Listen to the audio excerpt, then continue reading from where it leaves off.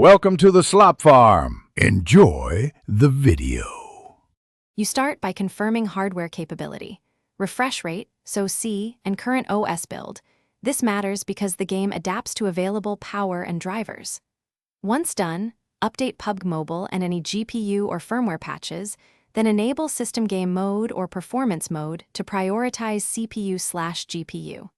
Close background apps and turn off battery savers, these throttle clocks. Make sure your phone is charged above 40% so the system won't downclock during testing. You now dive into PUBG Graphics menu to control the rendering pipeline. This is where frames are won or lost.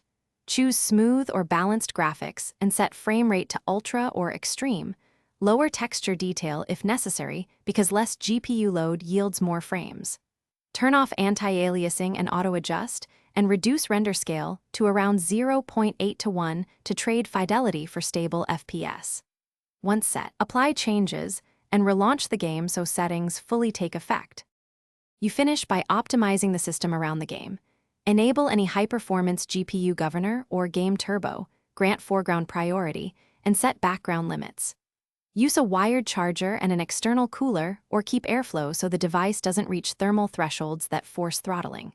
If you still see stutters, clear PUBG cache, reset custom configs to defaults, and gradually lower render scale until smooth. One troubleshooting tip: if frame drops persist after all steps, test another network and disable screen recording.